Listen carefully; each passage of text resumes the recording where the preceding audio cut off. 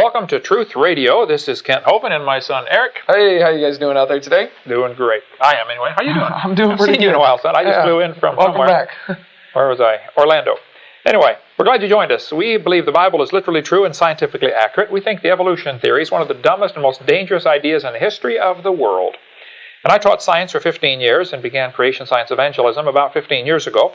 Now I've been traveling full-time as an evangelist, and Eric's been traveling 4.5 years? 4.5 years now. Yeah. 4.5 years speaking on creation. Let's read a few testimonies that have been sent to us, and then we're going to finish with some of the anti-Hovind websites that are quite a few out there, nearly 1,000. Testimony from Mark Roman. Just a letter thanking you for the great information your ministry provides. I am a naval medical officer currently deployed in Africa for 6 months. I will return to my home and base in Jacksonville, Florida sometime in March. I too have the desire to teach creation science as a ministry. I have been studying and researching for the past 3 years now. Hopefully I can start soon. I retire from the Navy in 18 months. I was teaching creation in a home Bible study group and I was leading before I was deployed to Africa. I attended Vineyard Christian Fellowship of Jacksonville. I have your entire teaching and debate series and DVD here with me in Africa, and I study them daily.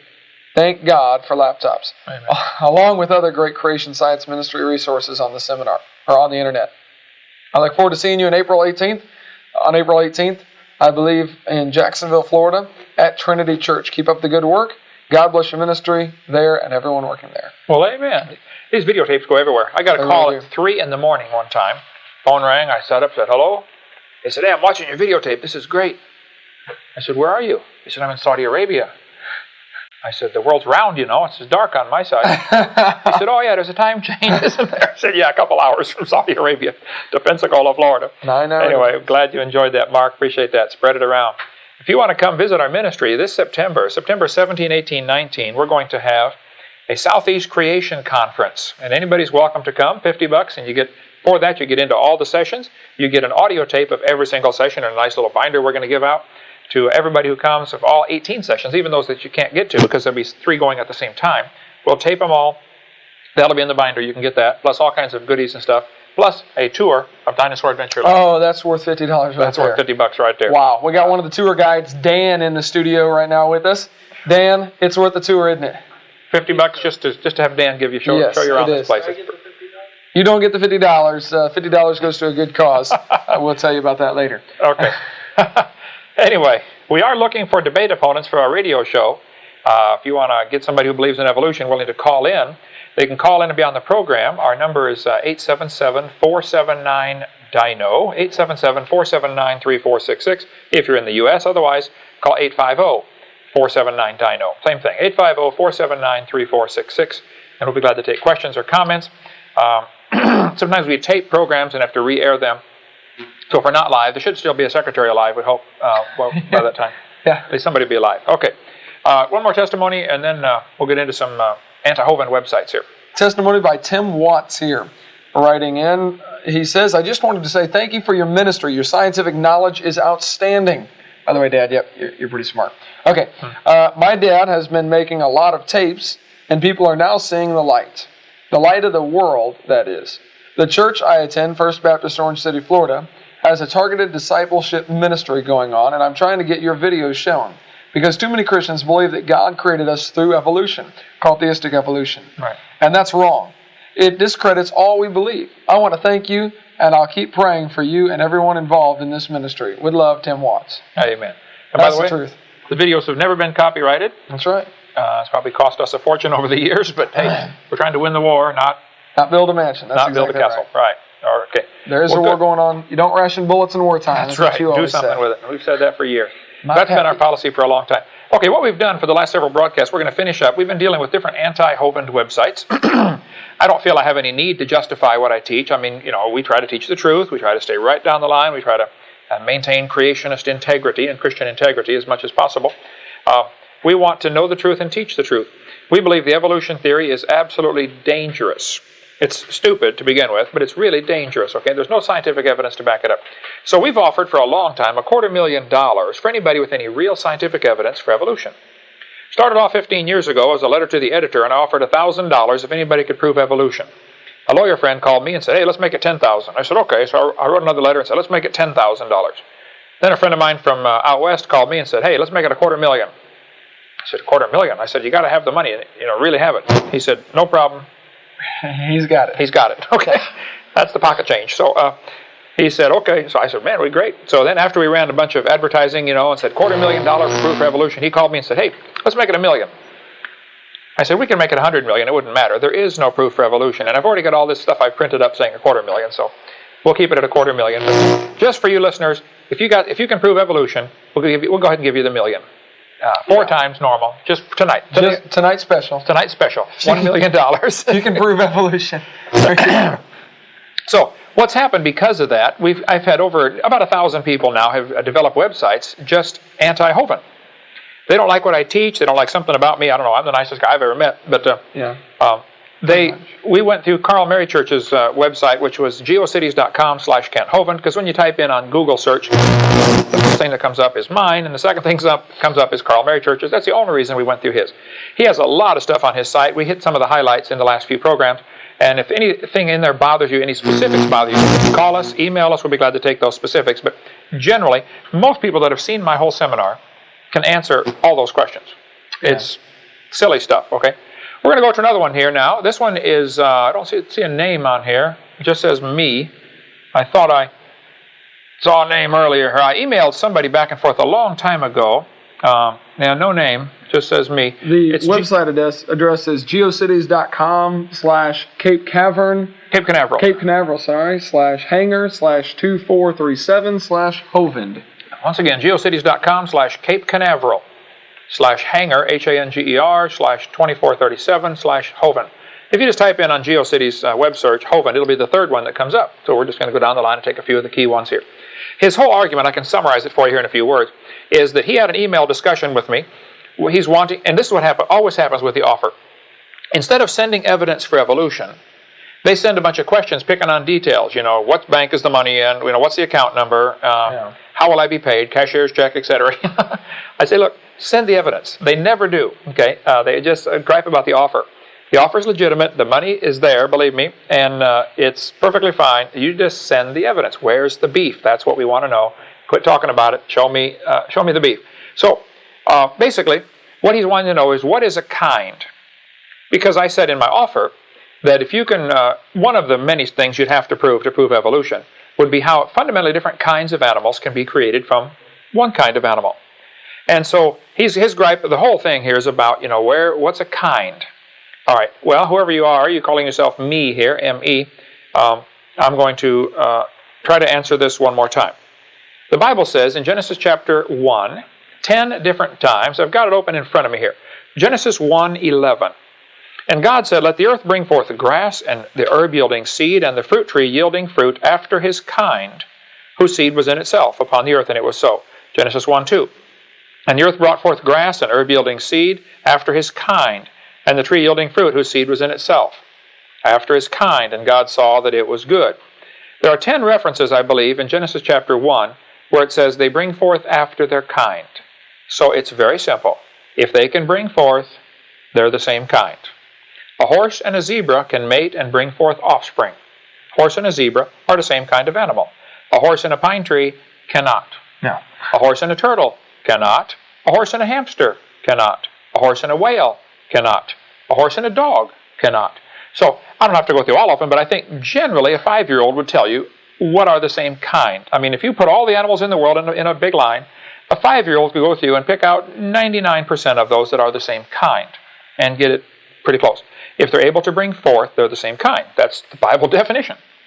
So some of the border fringe ones might be a little tough to actually figure. Alaska rabbits and Florida rabbits can no longer interbreed. However, they can both breed with Minnesota rabbits. So they're still obviously the same kind. I think what's happened in the last 6,000 years, the kinds of animals have diversified to where you get some pretty bizarre varieties that may no longer be able to reproduce. So my definition of kind is, if they originally were able to reproduce, they're the same kind. Yeah, that would make sense. Today, if they may no longer be able to reproduce because of whatever variations that have happened, they're still the same kind. Now, Chihuahuas and Great Danes can still bring forth. They have a few mechanical problems, but they can difficult there. They can still bring forth. Actually, they can. And so they're the same kind. A dog and a wolf and a coyote are the same kind of animal. And so that's the Bible definition. So this entire website asking for what is a kind, first place, you're missing the whole point. Okay, you're picking out a detail in the offer, you're missing the whole point, and you're trying to throw up a red herring. What they do when they would drag a red fig across the trail to throw the cookies off the trail or something. So a red herring is when you try to get somebody off track and say, "Oh wow, look at this over here," so they miss the main point. Yeah. He's saying Hovind never defined a kind, as if that proves you got proof for evolution. You're missing the point. You never sent any evidence for evolution. I would like to know, where's the beef? What evidence do you have? Send it, quit griping. My recommendation would be actually you take the site down, because it really, I think, reflects badly on you. Some people may look at it and say that it helps people to be able to try to look at both sides of the argument, though, at the same time. Well, sure. I mean, anybody can put up any websites they want, and that's fine. But it makes some people look kind of dumb when they say things that ought to be obvious, I think, to a kindergartner. Okay, here's website number 4 that comes up. This one is talkorigins.org. Now, Jonathan, Talk Origins has all kinds of evolution-based stuff. Is that correct? They claim to be a news group. They claim to be a news group. They hate Christians and they hate me on talkorigins.org/FAQ/Hovind. So here we go. Kent Hovind, who calls himself Dr. Dino, is a charismatic proponent of the young earth creationism who enjoys enormous popularity with audiences and web forums participants from around the United States. Well, thank you. They said something nice. Pretty nice. We're not very far into it, though. It's okay. He runs Creation Science Evangelism, and thank you for the link. By the way, nearly all of these guys link to us, which is good. Yeah. Appreciate that, guy. Yeah.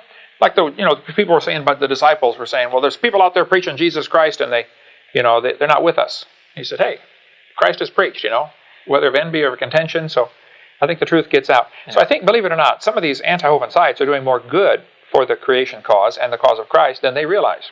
Certainly than they want to. Certainly more good than they want. Simply looking at the arguments, it does not take a rocket scientist to figure out what's going on here and the truth, So, yeah, you're right. Well, I'm going to go through these, and if you spot any particular ones you think we ought to hit, let me know here. He's got a whole bunch of links here to all the other anti-Hovind websites. Of course, they all do that. They link to each other. Here's... he's got a link to arguments we think creationists should not use. We addressed that on the last program. I think I made my stand once. I don't think it's worth fighting with another Christian brother over this. And I think it's basically straining at gnats and swallowing camels in some cases here. Okay, second paragraph. How good are the young earth arguments? He goes through and lists some of the young earth arguments. You wanted to go through some of these, right, Eric? Well, just to show them. I mean, he goes through every single one that you offer. When you click on that link, talks about it only takes one proof: the shrinking sun, accumulation of cosmic dust. Okay, well, let's just go one at a time. Comments. Is it true that it only takes one proof to show that the earth is not billions of years old? He says in his article there, he says, no, this is the erroneous detail that your silver bullet is gonna do the damage and do everybody in. Well, in a court of law, this links to another website which I just went to, talkorigins.org, Hovind, How Good Are the Young Earth Arguments, by Dave Madsen. And he says that it's not correct that only one proof of a young earth would prove it. Now, Dave, in a court of law... I was just in court today. You were in court today over... Some kid stole our moped, and we had to go down there and testify, and all. You had to go down there. Anyway, got the moped back, by the way. And we're going to try to win the kid to the Lord. We're not his enemy. Yes. He's going to be in trouble for a lot of things for a long time. But yeah. Once he gets out of jail, we're going to try to win him to the Lord. Try to help him out. By the way, we donate videotapes to prisons. If a chaplain writes us a letter, we donate a set of tapes. And yes, if you'd like one, feel free to write in. We'd love to get them to you. They've made a big difference in prisons around the world. Thousands of prisoners have accepted Christ because of those things. Emails, letters. Have you told the story to the listening audience of Hippie? Or do you have time to share that real quick? Sure. Well, I get so many calls. One guy said he was in prison, and we donated a set of tapes to the prison in Pennsylvania, and this guy loved the tapes, got saved. He said, this is great. He went to Hippie and said, you got to watch these videotapes. Hippie's the guy that everybody was afraid of in the prison. And he said, I don't want to watch no videotapes. He said, come on, Hippie. He said, all right, what's it about? What's it about? He said, it's about dinosaurs. He said, I sure ain't going to watch no tapes about dinosaurs. So he finally, sweetly talked him into watching one. He said, all right, I'm going to watch 10 minutes. And if I don't like it, I'm getting up and leaving. He said, okay. Hippie sat down and watched 5 hours of the video series and got saved. And then he said, everybody in prison ought to see these things. And if Hippie says everybody needs to see it? So for the next, I forget how long, everybody was watching tapes. They had over 20 former drug dealers saved in the prison while watching the video series. Dealing for Jesus now, amen. We've had some great results. So several people donate to our ministry to help us be able to do that, to give out videotapes to prisons. And if you can get involved, either send us chaplains' names or have the chaplain send us a letter, or send us some money so we can donate it to prison. We'll be glad to do that. We want to get the gospel out. I figure I'll be there someday anyway, so might as well. Anyway, so Metzen is saying it's not just one young earth proof, and I'm saying, Dave, you're wrong, okay? If a guy is in court and accused of a crime and he's got one foolproof alibi, he's innocent. If they've got all kinds of evidence that he's guilty, but he can prove he was 80 miles away, I'm sorry, he's out. He's off the hook. So the burden of proof is on the evolutionists, not the creationists, to prove their point. The evolutionists would like us to pay for their religion to be taught in the school system. Well, then it's up to you to prove your religion is correct. If you believe you came from a rock 4.6 billion years ago, prove it. If you can't prove it, then quit teaching it like part of science. They'll say, well, we haven't got all the evidence in yet. Okay, well, until you do, take it out of the books. Until you can prove it, it's got no business deserving the status of science. Okay, it's not a science, it's a religion. I think a dumb one at that. But hey, it's okay to have a dumb religion. If you want to believe Grandpa swung from his tail, that's fine. You go ahead and believe that. So he's wrong. Dave's wrong. It does only take one proof of a young earth, number one. Secondly, I think there are many more than one proof of a young earth. I think there's lots of evidences. Okay, the shrinking sun is his argument. He goes through this big, long diatribe about the shrinking sun, goes through all this stuff about the sun going through cycles and things like that. Well, let me just summarize this and say, the sun is burning. The sun is burning an enormous amount of fuel. It's losing 5 million tons a second. Now, what has happened, some creationists have taken this argument, I think, to a false extreme. They've said, well, the observed measured rate of the sun shrinking was about 5 feet an hour over a 100-year span. And so they said, okay, if you extrapolate 5 feet an hour back in time, and then they pick a number, and they'll say, X number of million years ago, the sun was touching the earth. As soon as you pick any number, it doesn't matter. Right away, the evolutionists jump on the number and miss the whole point. Mm-hmm. They purposely, I think, miss the entire point. The sun is shrinking. It's burning. It's Bottom using line is, it is doing that. It is doing that. There's no argument. And if they want to say, well, it used to be, it's gaining fuel from somewhere, I'd like to have a mechanism for how it can do that. I mean, the sun is losing energy. It's losing mass. It's burning up its fuel supply. Okay. He gives an example in the article about the tides. We could observe the tides going out and conclude that he's saying that's what we're doing with the shrinking sun. Right. We're seeing the tide go out and extrapolating just that 6 hours back and saying, a few weeks ago there was no water here on Earth. Yeah, and using the tide as an example compared to the sun is stupid, Dave. You ought to take this one out of your website, okay? Everybody knows the tide goes up and down. We don't have any way of adding to the sun. We know the tide's going to come back in because it's caused by the Earth turning under the moon. So it's not correct to say this is a false analogy here. And what you've done, what a lot of students did when I taught school, you've given a long answer to make it look like you said something. Okay, I taught school, and some kid, the less they know, the more they talk about it, And that's the case here with this one. Got about 1 minute and 10 seconds left here. Till the break. Okay, so the sun is burning. Now, he says, Hovind proof number one is that it limits the sun-earth relationship to less than 5 million years. Now, Dave, that may be something that I said years ago because I got that from some other site. I have stopped saying that probably, many years ago. Okay, what I say is it can't be billions of years old. This is an example of where if somebody says, 5 million years ago the sun would have been big enough it would cook the earth, which may be true, I don't know. But either way, they're going to pick on the number and miss the concept. Yeah. They don't get it. The sun's burning, it's losing fuel. As it loses mass, the sun loses its gravitational pull on the earth. So you can't say the sun-earth system has been going for billions of years. Walt Brown has a great article on his website about that, creationscience.com, he says 1.2 billion years is the max. No, that was for the moon. That was for the moon. Either way, if you pick a number, they're going to strain at that, okay. But you can't do that. It can't be 4.6 billion years old. You can't have the sun burning up its fuel and have Venus and Mercury in between us and the sun and say it's been going on for a long time. All right. We'll come back to a couple more proofs here in just a second. Right after the break. Stay with us, folks. Go to drdino.com. Okay. Starting second segment in 3, 2.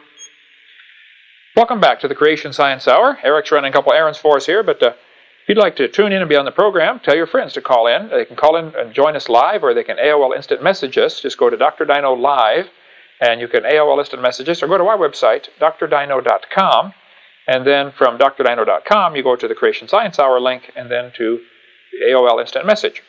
Or you can email us questions. We got a whole pile of email questions. If we get time, we'll get to those. We're trying to get through some of the anti-Hovind websites. We're on Dave Madsen's How Good Are the Young Earth Arguments of Kent Hovind. He claims that all the arguments that I use to show the solar system is young are not any good. So, Dave, here's my answer, and I'll be glad to debate you anytime publicly in front of any university, if you'd like to do that. I come to California quite a bit, where you're stationed out there. Is Dave Madsen, does he head up some kind of atheist talk group or something? Or he's he heads up Talk Origins? He's one of the larger contributors. Larger contributors to Talk Origins. Okay. He says that the sun's shrinking, that I mentioned that the sun is shrinking. By the way, I haven't used that argument for years, but he's got it on his website. But the sun is shrinking, by the way. But the sun is burning an enormous amount of fuel, and it's losing 5 million tons a second. That is pretty well known. The argument for 5 feet per hour is extrapolated after 100 years of observations. And one of his arguments in here about the 5 feet per hour, he says this was based on Halley's solar eclipse back in the 1700s, and he says it may indicate that it's not actually shrinking. Well, Dave, you have to understand the sun, and the Earth goes around the sun in an oval shape, and sometimes it's closer, sometimes it's farther away, called perihelion and aphelion. So to measure one eclipse, you'd have to know what time of the year this was and whether the sun was at perigee or apogee or halfway in between. I think you'd have to look at a longer 100-year span than just one solar eclipse and compare that. Secondly, we don't know yet if the sun is burning by nuclear fusion or by gravitational collapse. If it's nuclear fusion, then there's a neutrino problem. Your answer in your website here is that the sun is burning by nuclear fusion, and that proves that it can possibly be billions of years old. Even if it was burning by nuclear fusion, that still doesn't prove it's billions of years old, number one. And number two, you have a real serious neutrino problem, which I think many folks have done studies on that, and it's a real mystery. Where are the missing neutrinos? Okay, I'm on, Eric, second young Earth proof, number 2. Okay. Hey, also about the shrinking sun. Moon and sun. There we go. About the shrinking sun. We do mention that on our videotape number 7 currently. Right. And we explain the two different arguments and everything, though, at the same time. Right, that's true. It's no longer as part of the part 1, proofs of a young Earth. But right. I think it still is a legitimate argument that, and by the way, look at this from a bigger picture. Proving the Earth is billions of years old is only the first obstacle the evolutionist has to overcome.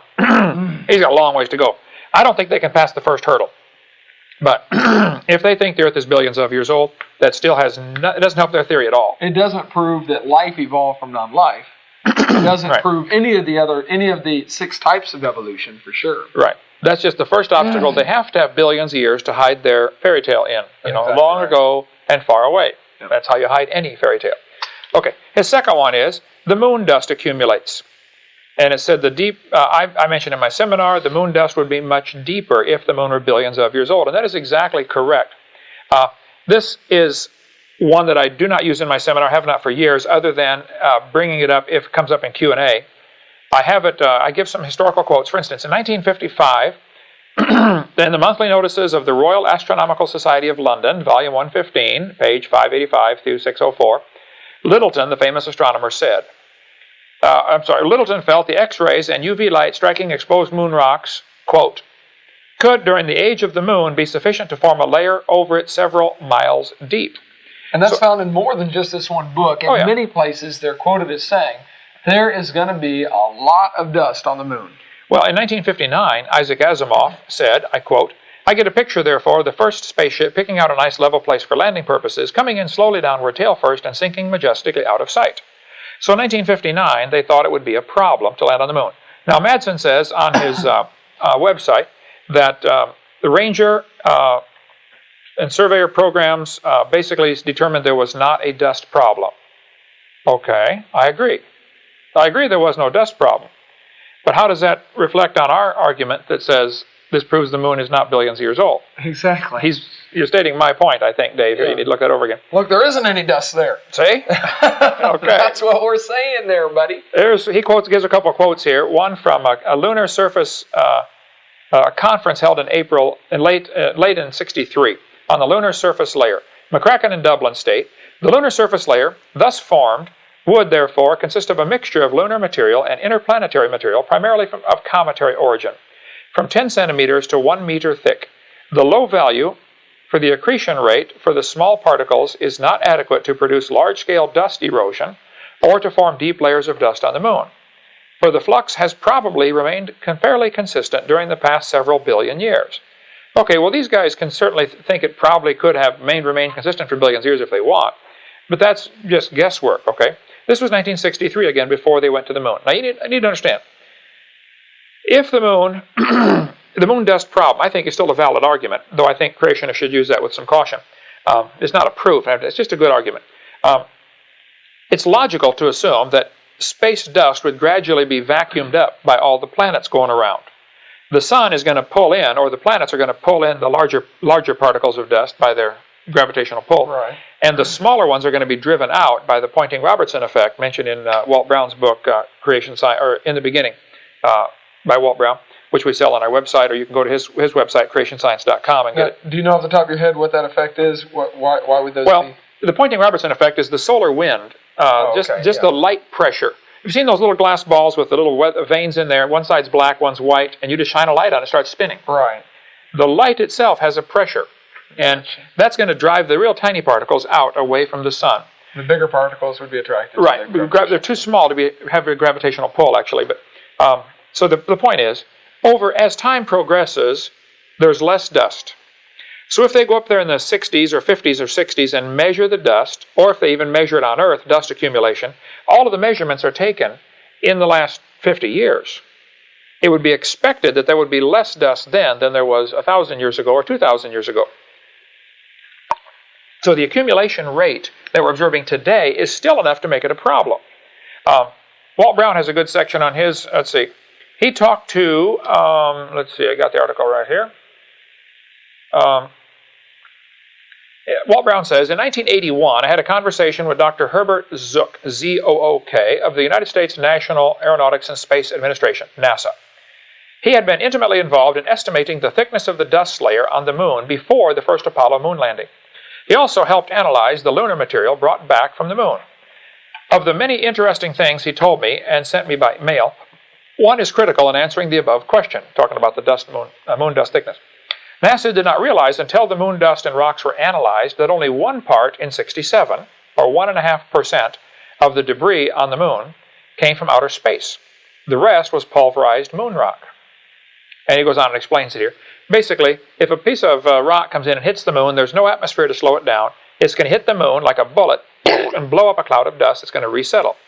So 1.5% of the debris on the moon is actually space dust. The rest is regurgitated or pulverized lunar material.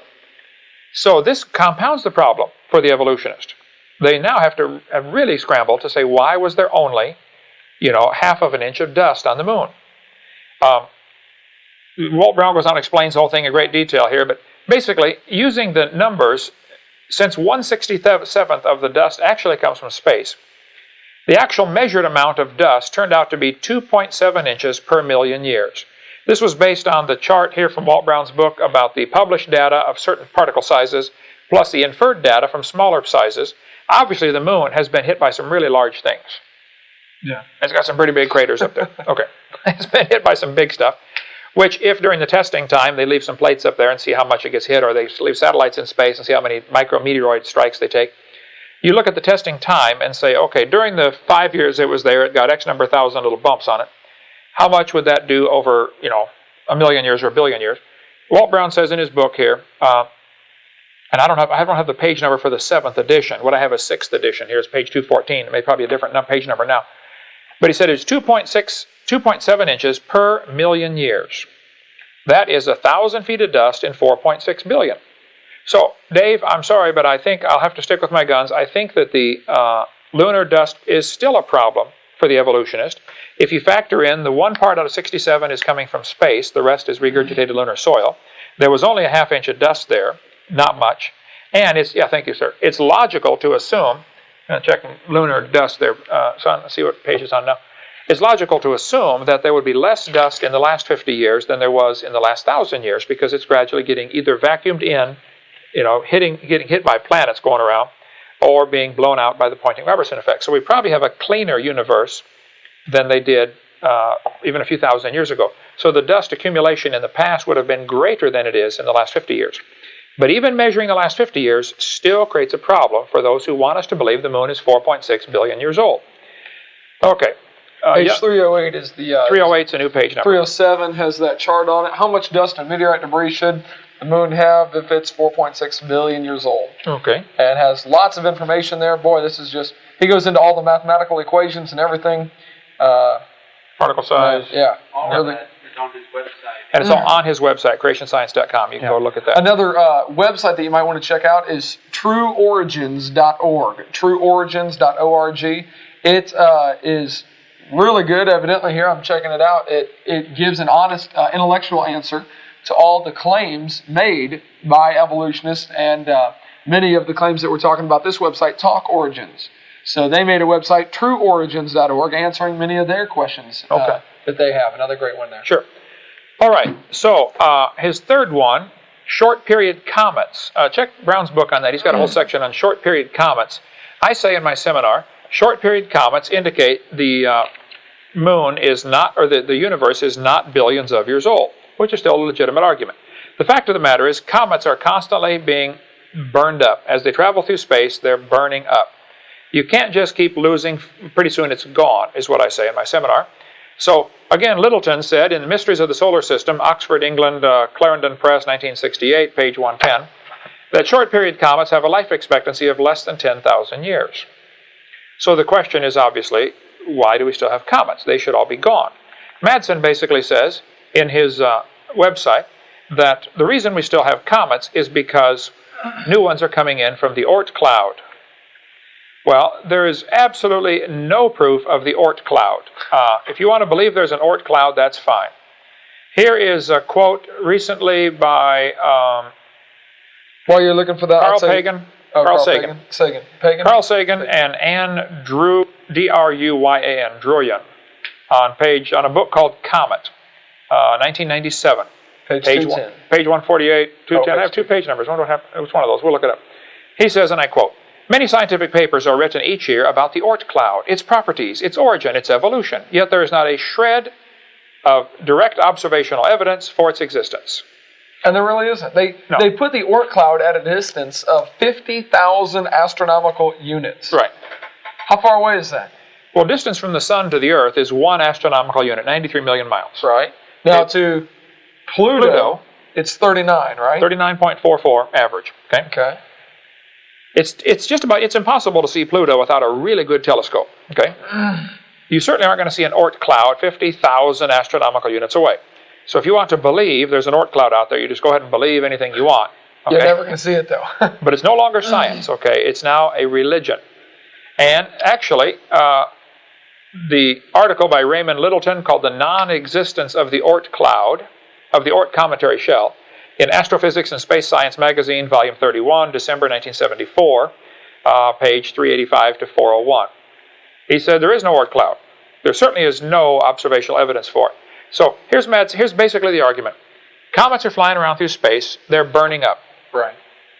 They only last 10,000 years. The question is, why do we still have them? The evolutionist answer is, there's a mystical place out there where new ones are coming in to replenish the supply, which still obviously does not answer the question of where did they come from to fill the cloud. It doesn't. Right. Who filled the cloud? Eventually the cloud's going to run out of material. Who's sending them here? Who's sending them here? Right. They'll say, well, a star passes by and, perturbs the gravitational perturbance, and bumps them and nudges them. Come on, guys, get down there and burn up in the earth. Yeah, I don't want to go this time. It's George's turn. I don't want to go burn up. So the young Earth argument of the Oort cloud is still very legitimate. He's got a long answer about all this stuff. Walt Brown's book in the beginning, by the way, page 33, as well as a bunch of other pages. He talks about the comets and quite a few references here. But page 33 is where it does say, where he references that they cannot be more than 10,000 years old. Okay. Great one.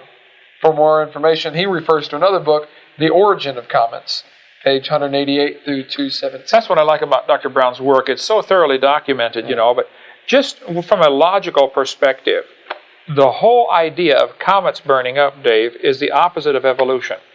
You've got to have an answer for how something forms. All we see is stars are blowing up, sun is burning out, comets are burning up.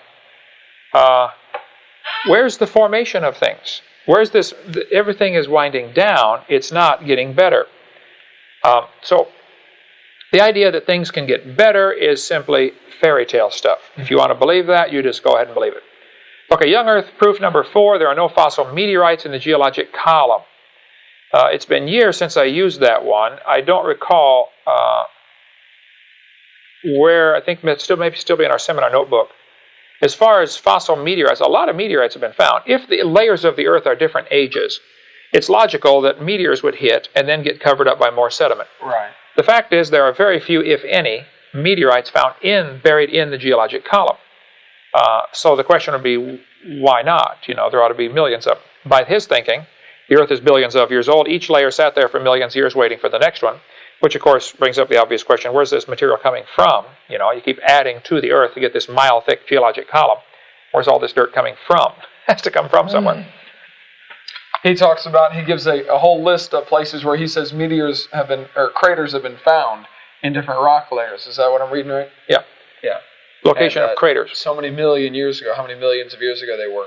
And you'll notice it just happens to go right along with the geologic column, and if there's a meteor in that layer, then that proves that it's this old, is what he's saying. Okay, now let's take just one. I'm just going to pick one out of the clear blue sky. I've not seen your list before, Dave. Here's one that says it's 300 million years old, found in Serpent Mound, Ohio, from the Carboniferous era. Yeah. How do you know the Carboniferous era is 300 million years old? All that he knows. I know how they think they know. How do they think they know how old the layer is? Probably based on what they find in it. Because coal is found in it. They've already got this theory that coal formed 200 million years ago, 250 or 300 million years ago. Therefore, the layers are dated by the fossils, and the fossils are dated by the layers. So if you find coal, the coal is 250 million years old because Right. So therefore, since there's a hole in the coal, it must be 300 million year old meteor strike. Therefore, that proves there are fossil meteorites. Real stretch there, Dave. Okay, we got to take a break in about 20 seconds.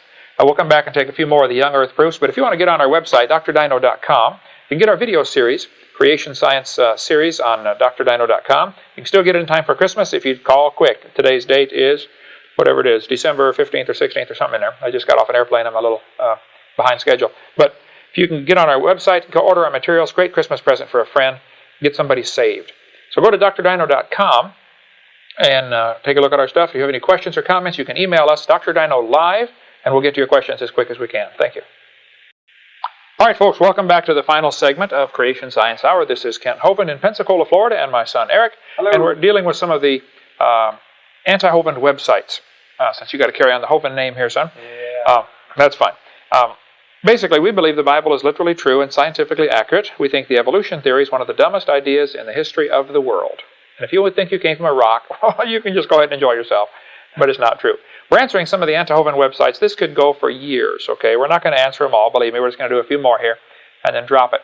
So if any of the things on the internet bother you, if you give us a chance to defend me, give me a chance to defend myself, I'll call in.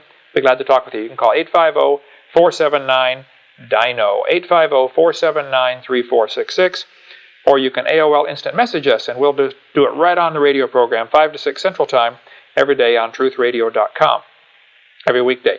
We're now talking about talkorigins.org /FAQS, frequently asked questions, /Hovind, that's me, /howgood-yay from Dave Madsen.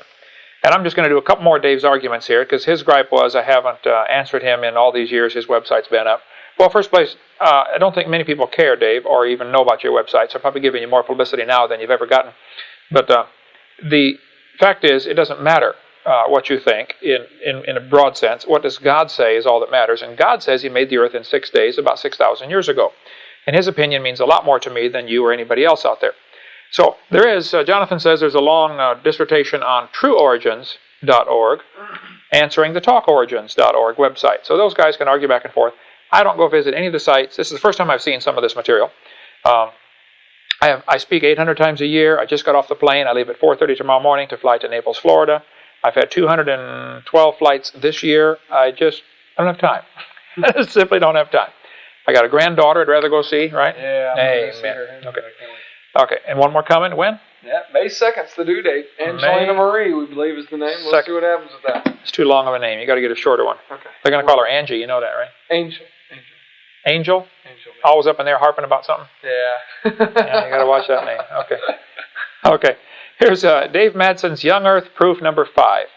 The moon is receding a few inches a year. Less than 1 million years ago, the moon would have been so close that tides would have drowned everyone twice a day. Less than 2 or 3 million years ago, the moon would have been inside Roche's limit and thus destroyed.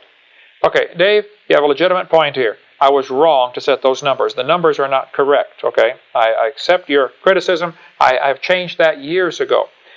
This was 1992 debate I did with Dr. Hiltman. It's one of those debate situations where things are flying real fast and I should not have given those numbers. The concept, though, is correct. The moon is receding. We are losing the moon. That means it used to be closer. Yeah. If you bring the moon in closer, eventually you create a problem.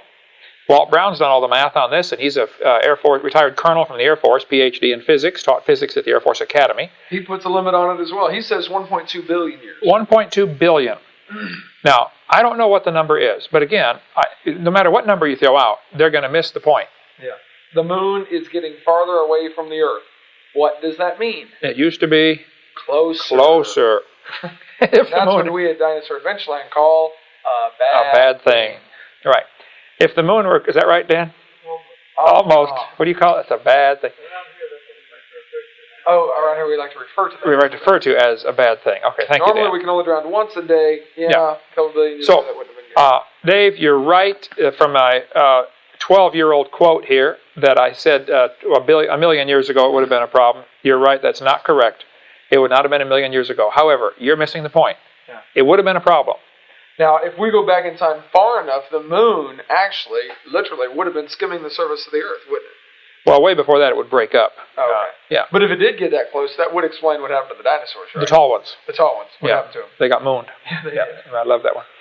Okay, so I think this is an example of how they strain at a gnat and swallow a camel. They pick on a figure and totally miss the point. And he goes on to talking about the recession rate of the moon, and how do we know this recession rate has been consistent? Oh, no, Dave, that's an excellent point. I'm sure that we don't know. I think there are physical science things that would tell us, how it would behave just by gravitational attraction, which Walt Brown goes through in his book there. However, you do the opposite, though. You want your cake and eat it too. You're saying we can't extrapolate, the moon is leaving, so we can't extrapolate this back in time. But yet you do want to extrapolate back in time for carbon dating, potassium argon dating, rubidium strontium dating. You do the very same thing. So, we have to be a little consistent here. The debate with Hiltman in 1992, 14 years ago, was indeed, I should not have said that. And I've never said it, I haven't said it for probably 12 years, okay, since then. It does put a time limit, though. And I appreciate it. Iron sharpeneth iron, and critics can be a good friend. And I've appreciated good criticism over the years, and I've corrected things in my seminar. I corrected this one a long time ago. My suggestion is, since I'm no longer using it, you take this off your website. Or you update your website with a more modern quote when I say, the Earth-Moon system cannot be billions of years old. Refute that one, please, Dave. I'd like to see that. Okay. Young Earth proof number 6. The moon contains considerable quantities of U-236 and TH. What's that stand for? Thorium? Okay. 230. I'm glad Dad knows. That's something I learned very quickly in life, is that Daddy knows everything. That's right. Anyway, he goes on to say, both of which are short-lived isotopes that would have expired long ago if the moon were 4.5 billion years old. Okay, this is only something mentioned in my seminar notebook. This is not something used in my seminar. This is a quote that I got, and I think I referenced Walt Brown's book and a couple of other creation scientists that have used this quote. And he goes through, uranium slowly decays to lead. As it decays, it goes through numerous stages, one of which is thorium. And these are short-lived isotopes. There should not be any left. You can read the argument in our seminar notebook for yourself. We're going to run out of time here with our 12 minutes. Let's just take a couple more quick ones here, and we'll have to call it a day for that one. I get to go be Grandpa. Is that right? Is she coming over? Yes, she is. Amen. Okay. It's a deal. Let's see. Young Earth proof number 7. space dust would be vacuumed out of the solar system if the Poynting-Robertson effect is in a few thousand years. Since that's not the case, the Earth is very young. This, again, is from, I could look in my seminar notebook. It's not something I use every day in my seminar, so I don't recall where I got this from. The concept, though, is what I want you to try to get. The dust in space would gradually be vacuumed in or hit by planets. It would be absorbed by the gravitational pulls of planets or moons as they go around. There are 9 planets and nearly 100 moons now that have been discovered. Or the Poynting-Robertson effect would drive them out. What we were talking about earlier, small diameter stuff would be pushed out. This is from, I believe, Walt Brown's book, where he talks about the Poynting-Robertson effect. So I'd have to defer you to Walt Brown to defend that. I was simply repeating his argument, which to me sounded very valid when I read through the whole thing. Young Earth proof number 8. At the rate many star clusters are expanding, they could not have been traveling for more than a few thousand years.